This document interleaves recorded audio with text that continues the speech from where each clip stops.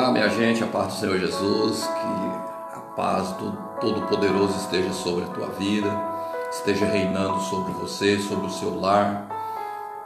Eu acredito que estão todos ainda unidos, orando a Deus nesses dias áridos, e põe áridos nisso, né? Mas Deus, em tudo, a palavra de Deus fala que em tudo Deus tem um propósito. E a gente realmente tem observado que o propósito de Deus é de ser louvado, de ser adorado, que todos realmente venham ter essa consciência que nós precisamos de Deus a cada dia, a cada momento. Então tudo que vem da parte de Deus é para a nossa edificação. Deus abençoe a tua vida. Hoje, sexta-feira, nós estamos mais uma vez online, através da nossa página do Facebook, Semeadores da Palavra de Fogo, porque Deus colocou no meu coração hoje a segunda palavra. Esse é o segundo vídeo da série Juízes de Israel. Hoje nós vamos falar do segundo juiz que Deus levantou na sua teocracia, ali naquele tempo, que ainda não existia rei sobre Israel. E nós vamos falar um pouco hoje sobre Eude. Nós vamos aprender, tem algumas aplicações pertinentes para os nossos dias, que vocês vão ver que não é coincidência. Tem coisas que Deus ele sabe fazer e o porquê. Nós não entendemos, mas Deus sabe. Você que já está conosco, é bem-vindo. Deus abençoe a tua vida. Marque alguém, compartilhe com alguém, chame alguém, para que você também seja edificado e que outras pessoas também venham a ser edificadas a partir desse momento. Vamos ler na palavra de Deus, na Bíblia, no livro de Juízes, capítulo de número 3, versículo de número 12 a seguir. Juízes 3, 12 a seguir, que diz assim: Porém os filhos de Israel tomaram a fazer o que parecia mal aos olhos do Senhor. Então o Senhor esforçou a Egrom, rei dos Moabitas, contra Israel, porquanto fizeram o que parecia mal aos olhos do Senhor. E ajuntou consigo os filhos de Amon e os amalequitas, e foi e feriu a Israel, e tomaram a cidade das palmeiras. E os filhos de Israel serviram a Egrom, rei dos Moabitas, 18 anos. Juízes 3, versículo 15. Então os filhos de Israel clamaram ao Senhor, e o Senhor lhes levantou um libertador, Eude, filho de Gera, benjamita, homem canhoto. E os filhos de Israel enviaram pela sua mão um presente a Egrom, rei dos Moabitas. E Eude fez uma espada de 2 fios, do comprimento de um côvado, e cingiu-a por debaixo das suas vestes, a sua coxa direita, e levou aquele presente a Egrom, rei dos Moabitas. E era Egrom homem muito gordo. E sucedeu que, acabando de entregar o presente, despediu a gente que trouxera o presente, porém voltou do ponto em que estão as imagens de escultura ao pé de Gilgal, e disse: Tenho uma palavra secreta para ti, ó rei. Este disse: Cala-te. E todos que lhe assistiam saíram de diante dele. E Eude entrou num cenáculo fresco, que o rei tinha para si só, onde estava sentado, e disse Eude: tenho para ti uma palavra de Deus. E levantou-se da cadeira. Então Eiúde estendeu a sua mão esquerda e lançou mão da espada da sua coxa direita e lá cravou no ventre, de tal maneira que entrou até a empunhadura após a folha, e a gordura encerrou a folha, porque não tirou a espada do ventre, e saiu-lhe o excremento. Então Eiúde saiu à sala, cerrou sobre ele as portas dos cenáculos e as fechou. E saindo ele, vieram seus servos e viram, eis que as portas do cenáculo estavam fechadas. Louvado e engrandecido seja Deus. Deus abençoa a sua vida. Queridos, a palavra de hoje ela tem umas pérolas tão fortes que a gente tem que prestar muita atenção para que a gente não perca, porque nós temos que ser sensíveis, sabe, queridos? Tem coisas que se a gente não for sensível, a gente parece que a iniquidade toma conta de nós. Então, mas quando nós somos sensíveis à voz de Deus, é a palavra de Deus que vai nos falar no profundo, é a palavra de Deus que nos liberta, é a palavra de Deus que nos edifica, é a palavra de Deus que nos consola, é a palavra de Deus que até nos exorta. Então eu peço a vocês que prestem atenção nessa palavra, porque tem umas coisas aqui que parece que é meio complicada, né?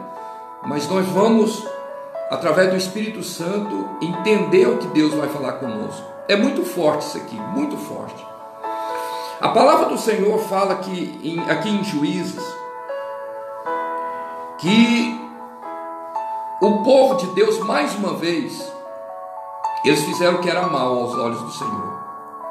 A iniquidade de Israel, queridos, chegou a um ponto, chegou a um patamar, que eles deixaram de buscar a Deus, o Deus Todo-Poderoso. Eles chegaram a um ponto que não oravam mais. Eles chegavam ao ponto que esqueceram o que o Senhor fizera para eles. Eles chegaram ao ponto em que a iniquidade tomara conta deles. Eles não tinham tempo para mais nada. Porque quando eles são introduzidos ali na terra prometida, o que eles tinham que fazer agora era lutar, era se esforçar e continuar na presença de Deus, porque Deus já tinha mostrado a eles que realmente o Senhor era com eles, que o Senhor estava com eles. Então, mais do que nunca, eles tinham que continuar demonstrando a alegria, a gratidão, né? Porque afinal de contas é Deus que fez a obra, Deus estava com eles, sabe? Mas tem pessoas que é assim, tem pessoas que esquecem o que Deus faz, tem pessoas que buscam a Deus só quando elas necessitam. Parece que Deus é tipo disque 190, né? O 190 é assim, eu só digo 190 quando tem algum perigo na minha casa, e fora disso não, nem para me ligar lá para falar: ó, gente, Deus abençoa vocês, Deus continua protegendo vocês, vocês que são militares, vocês que fazem a parte da segurança. Não, tem pessoas que fazem assim com Deus, só busca a Deus quando precisa, só busca a Deus quando lhe convém, só busca a Deus quando está em perigo. O povo aqui, a palavra de Deus fala que aquele povo, a iniquidade chegou de uma certa forma que eles começaram a idolatrar ídolos, os deuses dos cananeus, dos jebuseus, ali daquele povo ali da terra de Canaã. Eles esqueceram Deus, eles deixaram Deus de lado. E mesmo assim, eu acho a coisa impressionante, que mesmo quando nós somos infiéis, a palavra de Deus fala que Ele permanece fiel. E o Senhor, ao invés de virar as costas para aquele povo, não. Por quê? Porque Deus tinha, como ainda tem, compromisso com aquele povo. É uma nação escolhida, é uma nação eleita.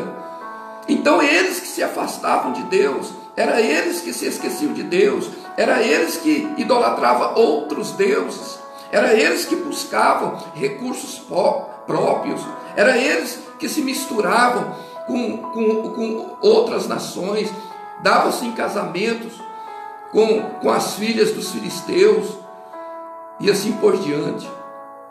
Mas a palavra do Senhor nos fala que aquele povo, eles começaram a sofrer, porque Deus, a palavra de Deus fala uma coisa impressionante aqui, olha, porém, Juízes 3:12, porém os filhos de Israel tornaram a fazer o que parecia mal aos olhos do Senhor. Então o Senhor esforçou a Egrom, rei dos Moabitas, contra Israel, porquanto fizeram o que parecia mal aos olhos do Senhor. E ajuntou consigo também os filhos de Amon e os amalequitas, e foi e feriu a Israel, e tomaram a cidade das palmeiras.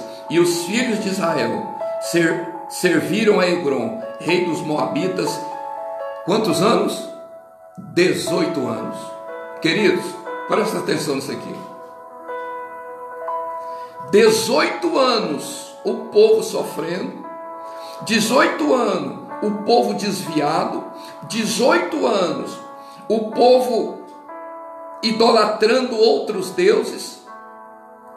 E agora veja que aqui, quem que levou o inimigo a eles? Quem que permitiu aqui? Deus. Era vontade de Deus do povo dele sofrer? Não. Era vontade de Deus oprimir o povo porque ele é um Deus que castiga? Não. Mas por que então? É justamente aí, queridos. Deus permite situações, Deus cria situações no nosso meio, justamente para que nós possamos enxergar o quanto que Deus faz falta, o quanto que Deus é importante para nós, o quanto que o Senhor, se Ele afastar de nós, o quanto que nós sofremos. Não é verdade? E aqui foi da mesma forma. Então veja que diz aqui que ele fez, o povo fez o que parecia mal aos olhos do Senhor. Então o Senhor esforçou a Egrom. Veja que não foi um Satanás, não foi o diabo, não. Foi o Senhor. Foi o Senhor que fortificou. Foi o Senhor que criou uma situação para que o inimigo, juntamente com mais dois povos. Por que fala? Porque sobre eles também vieram os filhos de Amon e os amalequitas. Queridos, vai ter situações na nossa vida, vai ter momentos na nossa vida que o próprio Deus, Ele vai criar uma situação para que nós possamos olhar para nós e sabermos o quanto que nós temos valor para Deus e o quanto que Deus é necessário na nossa vida. O quanto que o Senhor tem permitido coisas que às vezes as pessoas murmuram, as pessoas não entendem, tem outros que criticam, tem outras que ficam cobrando de Deus. Queridos, Deus sabe o que está fazendo. Nada saiu do controle de Deus. Os filhos aqui de Israel, apesar de já ter tomado posse, não, eles continuaram fazendo o que eles queriam. E 18 anos, querido, eu fico imaginando. Tem pessoas que é assim.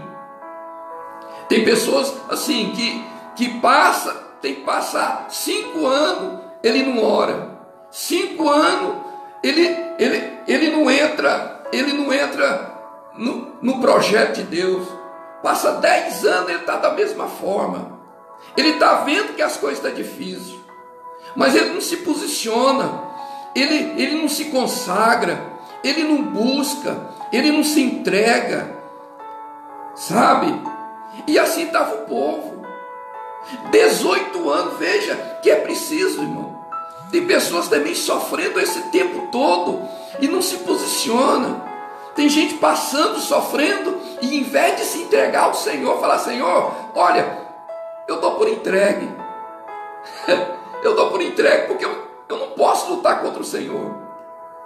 E depois de 18 anos, a palavra do Senhor vai falar que o povo agora pede um libertador. E o Senhor levanta Eude, o segundo juiz que julgou Israel.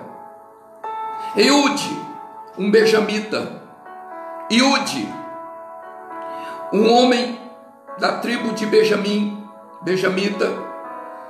E nós sabemos que uma das menores tribos, das 12 tribos de Israel, era justamente a tribo de Benjamim.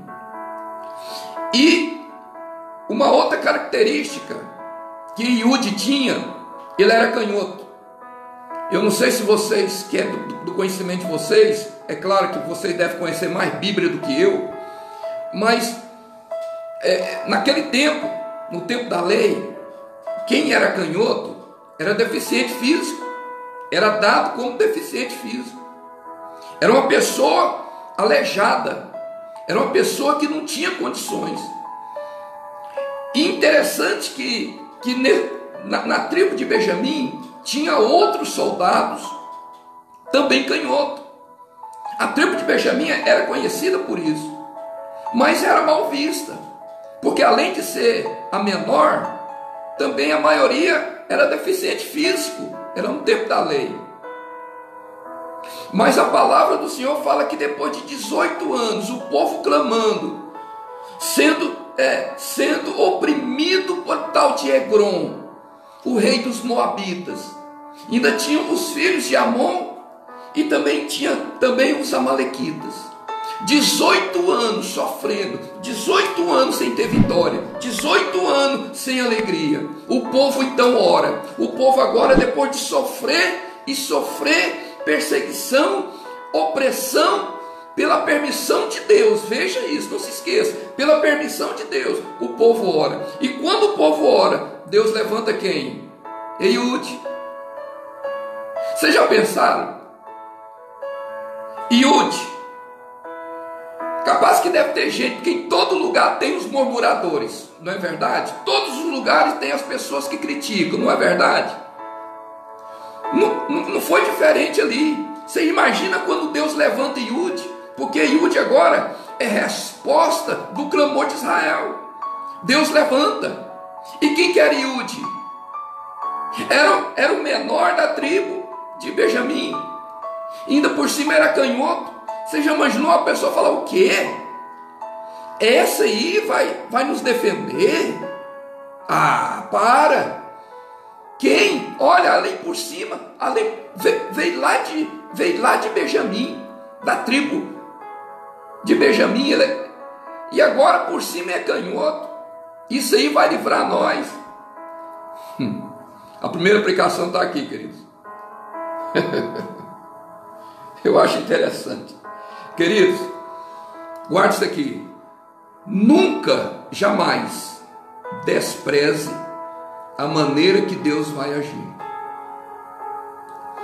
E Deus vai agir não é na nossa ótica. Deus vai agir não é da minha maneira. Deus vai agir não é no meu tempo.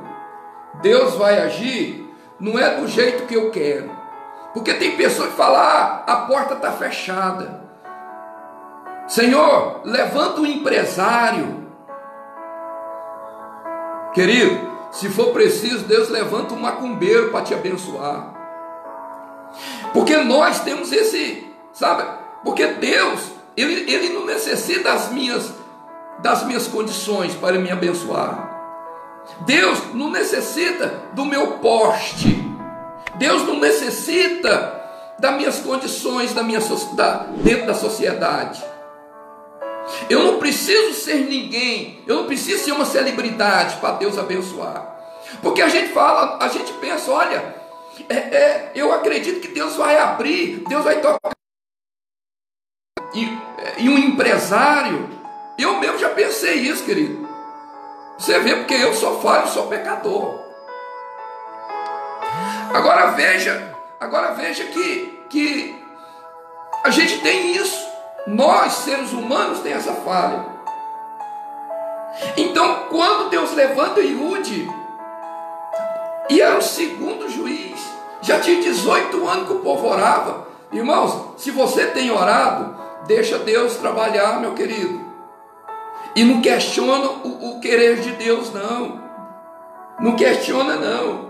Não despreza a maneira como Deus vai agir, não, querido. É pequeno, mas Deus é na vida dele. É canhoto, mas Deus é na vida dele. Ah, mas eu não sei pregar, mas Deus é na sua vida. Eu não sei cantar, mas Deus é na sua vida. Mas eu não tenho condições, mas Deus é na sua vida. Querido, se Deus levantou você dentro de um propósito, é porque Deus sabe, e quem vai te capacitar é Deus, quem vai te dar estratégia é Deus. Não importa o que as pessoas vão falar, porque a gente vai enfrentar críticas, a gente vai enfrentar, aleluia, murmurações, nós vamos ser julgados, nós vamos ser apedrejados. Sabe por quê? Porque você é pequeno, porque quem levantou você foi Deus. Deus não levanta grande não, Deus levanta os pequenos, Deus levanta aquele que não é para ser. Deus tem as maneiras dele de trabalhar, glória a Deus, aleluia. Agora veja aqui, querido, tem pessoas que ficam olhando a aparência. Tem pessoas que em vez de ver o conteúdo, ele fica olhando o quê? O rótulo. Fica querendo ensinar Deus. Senhor, abre uma porta, toca no empresário, toca no político, toca numa celebridade. Essa celebridade que faz esses programas aí na televisão, que dá reforma. Irmão, pelo amor de Deus, ei, acorda. Deus não precisa de nada disso não, queridos. Deus está nos ensinando a depender exclusivamente, totalmente dele. E agora Deus levanta Iude, pequeno, sem aparência, ainda por cima canhoto, deficiente físico. Nos dias de hoje, pessoas com necessidades especiais, se fosse nos nossos dias de hoje, e quanto que essas pessoas são maltratadas, quantos que essas pessoas hoje que têm necessidades especiais são discriminadas na nossa sociedade. Você não tem direito de fazer isso não, querido. É ser humano igual você, é um ser humano, é a imagem e semelhança de Deus. Não questiona por que ele é desse jeito não. Estende a mão, ajuda, dá uma palavra. Quem sabe amanhã Deus pode usar essa pessoa para te abençoar. E aí? E Iude, ele simplesmente, bom, se foi Deus que me chamou, eis me aqui. E naquele tempo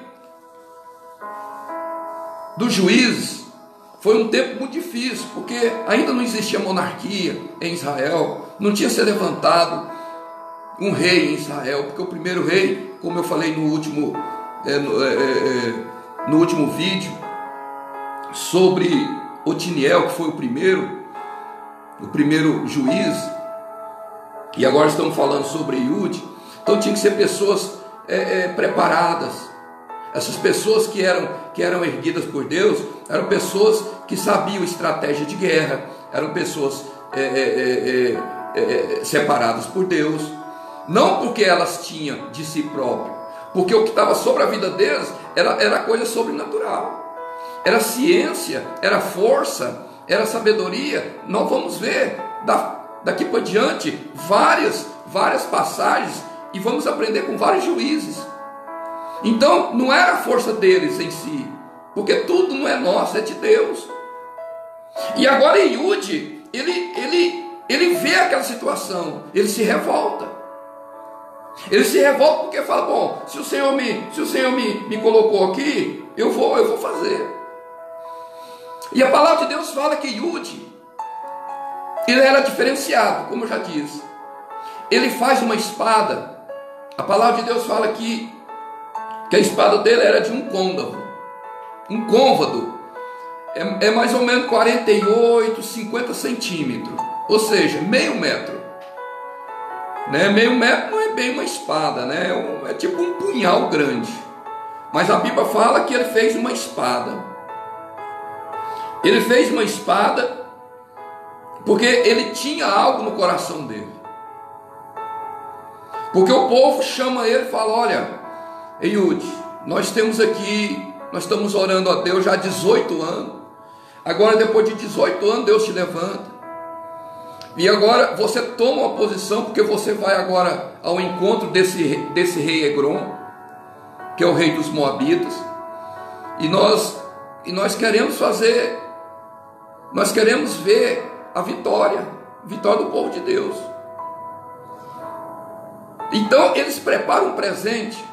E Yud, ele fala: olha, vamos fazer o seguinte, eu vou levar o presente, porque agora Deus me levantou, eu vou estar representando vocês. Só que antes dele ir, ele faz essa espada de 0,5 metro e coloca na sua coxa direita. Presta atenção, a segunda aplicação está aqui. Ele era o quê? Ele era canhoto, né? Então geralmente os soldados que eram destros, eles colocavam a espada na cintura do lado esquerdo. Ele, como era canhoto, ele tinha facilidade de colocar a espada do lado direito. Queridos, você sabia que o lado direito é o lado do governo de Deus? Ah, pastor, mas tem como o senhor me provar isso? É, lógico. A palavra de Deus, quando o pai, ele dava a bênção para os filhos antes de falecer, para o primogênito, ele abençoava o primogênito com a sua mão direita, porque a Bíblia diz que a bênção com a mão direita era maior. Então todos os primogênitos recebiam a bênção do pai com a mão direita, porque a bênção com a mão direita era uma bênção maior. Isso aí para os judeus era coisa tremenda, é costume dos judeus. E agora eu vou te dar outro no Novo Testamento, vou te dar mais 2 passagens. Lembra ali quando Jesus ele manda os discípulos voltarem ao mar depois de uma pescaria que eles não pegaram nada? Ele falou assim: agora volta ao mar e lança a rede de qual lado? Lado direito. Olha aí, olha a governança de Deus, olha a ordenança de Deus. Lançai as vossas redes do lado direito. Assim fizeram. E o que aconteceu? Cheio de peixe. Vou te dar outra. Quando Estevão, lá em Atos, fala que ele estava sendo apedrejado, ele não murmurou, ele não reclamou, ele só olhou para cima. O que é que ele viu? Você lembra da passagem? Ele viu os céus abertos, o Senhor sentado do que lado? Do lado direito do Pai. Olha só, do lado direito do Pai. Foi quando Jesus se levantou e o recebeu. Você conhece da história. Então o lado direito, queridos, é o lado de governo de Deus. Agora, quando ele coloca, ele esconde a espada na sua coxa do lado direito, porque ele era canhoto. Então, quem era destro não tinha jeito de esconder do lado direito. E quando entrava ali, igual ele que foi levar uns presentes para Egrom, o rei dos Moabitas, claro que revistaram ele, mas revistaram ele só do lado esquerdo. Entenderam? Porque todo mundo que entrava lá era destro. Então ele já tinha o costume de revistar todo mundo do lado direito, do lado esquerdo. Só porque aquela espada ele colocou debaixo das vestes do lado direito. Aleluia. Querido, é o lado que manda? Não, não. Não é o lado direito nem o lado esquerdo. O que eu quero que vocês entendam, o que Deus está falando conosco aqui, se o governo de Deus, ele tem que ser obedecido, sim ou não? Sim. Porque quando Deus ele ordena, ele sabe. Porque ele já, se ele está ordenando, ele ele já está governando ao mesmo tempo. Então, quando ele coloca, porque isso é um ato profético, quando ele coloca do lado direito, ele está fazendo um ato profético. Ou seja, é o lado direito, é o lado do governo de Deus. Queridos, fica na direção de Deus. Você acha que esse lado aqui foi por acaso que o escolheu? Foi não, isso que foi governo de Deus. Falou: Iude, já que você é canhoto, não coloca a sua espada na sua perna esquerda, não, coloca do seu lado direito. Irmão, quando nós estamos na direção de Deus, aleluia, não faça do seu jeito, faça do jeito de Deus. Por isso que tem muitas pessoas que estão quebrando a cara. Tem pessoas que estão sofrendo em 10, 20, 30, 40 anos e vai continuar sofrendo. Sabe por quê? Porque não obedece o governo de Deus. Elas estão dentro da igreja, mas faz do jeito que querem. Estão cantando, mas cantam o que querem. Estão pregando, mas pregam o que querem. Não é na direção de Deus, porque quem tem direção de Deus tem governo de Deus. Então, quando ele faz esse ato de colocar a espada do lado direito, ele está fazendo um ato profético. Querido, quando nós estamos na direção de Deus, eu tenho que andar na direção de Deus. Quando eu estou no centro da vontade de Deus, não é mais a minha vontade. Quantas pessoas que estão sofrendo e vão continuar a sofrer, porque não se posiciona, porque não volta atrás, não perdoa só da boca para fora, mas lá no coração, o governo de Deus está sabendo que não perdoou nada. Quantas pessoas, né, que falam, eu vou casar com fulano ou com a cicrana, bombado, bonito, com tatuagem, e muitas vezes a mente não tem governo de Deus, a mente parece um amendoim.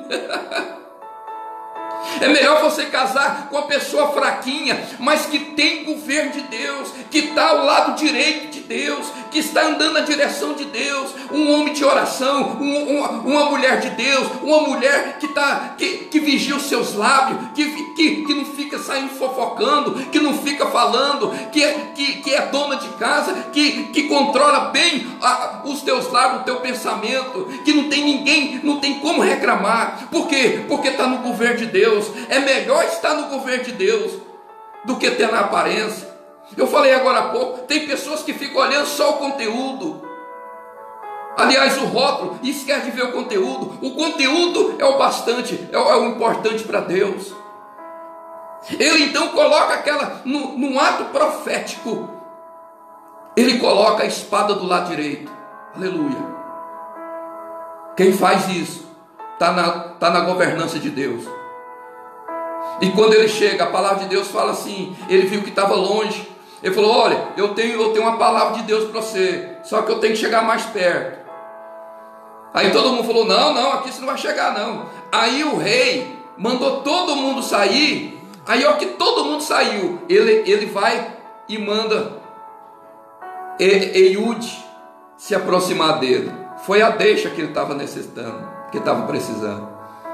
Quando ele chega próximo a Egrom, a palavra de Deus fala, olha só o detalhe, Juízes 3, 21. Então Iude estendeu a sua mão esquerda e lançou mão da espada da sua coxa direita e lhe cravou no ventre, de tal maneira que entrou até a punhadura após a folha, e a gordura encerrou a folha, porque não tirou a espada do ventre, e saiu-lhe o excremento. Querido, presta atenção nisso aqui, não perca isso aqui não, pelo amor de Deus, eu já estou terminando. Eu acho lindo as coisas de Deus, porque às vezes a pessoa que não tem a sensibilidade, que não é espiritual, tá mais carnal do que espiritual, fica falando: mas o que é isso aqui? Excremento, credo, fezes, nossa, gordura. Para que isso, querido? Presta atenção.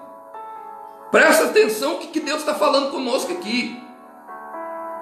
Quando ele empunha a espada no ventre, porque a palavra de Deus, ela é cirúrgica, ela fala detalhes, e esses detalhes que a gente tem que atentar para eles. Quando ele coloca, ele vai enterrando no ventre, na barriga, né? No ventre, ele coloca até, como se diz por aí, até o cabo.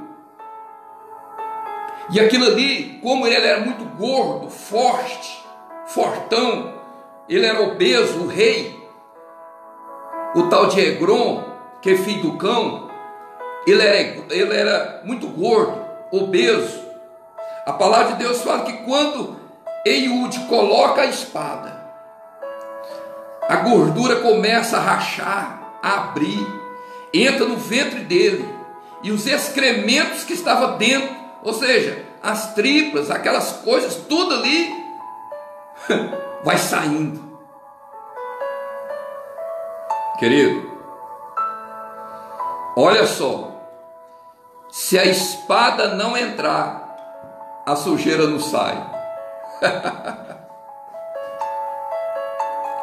A espada tem que entrar. Qual que é a nossa espada? A palavra. É por isso que tem muita gente que vive aí na surdina, vive pregando em pecado, vive cantando em adultério, fica ali, está dentro da igreja, vai ali, aleluia, glória a Deus, depois vai para o motel. As pessoas ali faz parte do ciclo de oração, mas depois que sai de lá, a língua não para de falar da irmã, não para de falar do pastor, não para de falar dos membros da igreja. Você está precisando que a espada entre em você. O que é a espada? A palavra, essa aqui, ó, a palavra. Porque quando a espada entra, a sujeira tem que sair. Mas tem gente que já está lotado de sujeira. Parece que a espada ainda não entrou nele. Parece que tem que entrar a espada, porque se a espada não entrar, a sujeira não vai sair. Mas quando a espada entra na sua vida, você se torna nova criatura. Quantas pessoas que estão na frente cantando, mas sai da igreja, vai para o boteco beber, vai para o boteco jogar sinuca, cria vergonha na sua cara. Você está precisando que a espada entre na sua vida. A palavra de Deus fala que conhecereis a verdade, e a verdade vos libertará. Você sabe qual é a espada? A espada de dois gumes. Esta palavra, ela tem que entrar na sua vida, ela tem que entrar na minha vida, porque quando a espada entra, vai ser como Eiúde colocou a espada sobre o rei Moabita, aquele tal de Egron. Quando ele coloca a espada, tudo sai para fora, aleluia. Enquanto aquelas pessoas ainda que estão dentro do adultério, pecando em cima do altar, deixando as coisas acontecerem. Por isso que nós entendemos o porquê que nós estamos passando os dias que nós estamos passando agora. Porque tem sujeira dentro do altar, em cima do altar. Tem gente cantando em pecado. E você acha que Deus, ele vai deixar simplesmente isso acontecer? De maneira nenhuma. O meu Deus não. O meu Deus, ele conhece. Aqui a mancha não vai prevalecer na noiva dele. Se for preciso, vai fazer como Eiúde, vai colocar a espada, vai colocar até onde for preciso, mas a sujeira ela tem que sair. Eu estou pregando para pessoas que a espada tem que entrar na sua vida, a espada tem que entrar no seu ventre, a espada tem que entrar no seu coração, para que você venha perdoar, para que você venha mudar de vida, para que você venha se converter. Para de enganar o pastor, para de enganar a igreja, porque o meu Deus, você não está enganando, porque ele está vendo todas as coisas, aleluia, glória a Deus. E onde ele teve que colocar a espada até aonde foi, até a mão dele entrou, porque se ele não colocasse, a sujeira não saía. Deus está fazendo isso nos nossos dias de hoje. Deus está fazendo isso dentro do Brasil, Deus está fazendo isso na América do Sul, Deus está fazendo isso no mundo. Irmãos, acorda, acorda, para de tentar enganar a Deus. Você acha que o que está acontecendo nos nossos dias é coisa por acaso, é coisas que vem do ar, é coisa que vem do inimigo? Não, querido, Deus está tratando com o povo dele. Acorda, ei, acorda aí onde você estiver, porque a espada vai entrar. Eu só vejo crente orando, eu só vejo crente jejuando. Tomara que você continue depois que terminar essa quarentena. Tomara que você tenha vergonha na sua cara, que você venha buscar a Deus, e Deus tenha misericórdia de você e de mim, para que nós possamos continuar, porque a espada está entrando e a sujeira está saindo. Aleluia. Essa sujeira vai sair, e quando essa sujeira sair, Deus vai mudar a história da igreja dele. Só para terminar agora aqui, Juízes 3, 24. E saindo ele, vieram seus servos. Aliás, 23. Então Ehud saiu à sala, cerrou sobre ele as portas do cenáculo e as fechou. Pega isso aqui. Veja que Ehud não foi preciso apenas dele matar o inimigo, dele vencer o inimigo.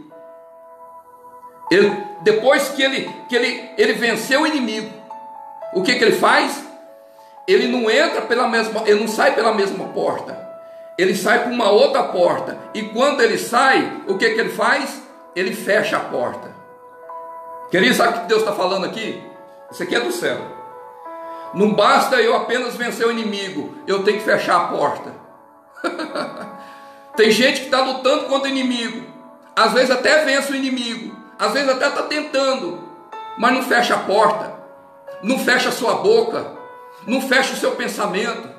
Tem pessoas aí, irmãos, que faz a obra hoje, mas está fofocando amanhã, prega hoje, canta hoje, louva hoje, mas está falando besteira amanhã, contando piada. Irmão, fecha a porta, fecha essa porta, em nome de Jesus, porque quando nós lutamos contra o inimigo, há necessidade de fechar a porta. Ehud, ele vence Egron, rei dos Moabitas, só porque depois ele sai por uma outra porta e ele fecha a porta.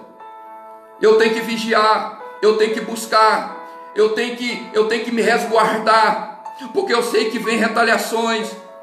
Quantas pessoas fofoqueiras que tem da igreja, meu Deus, na sua igreja tem?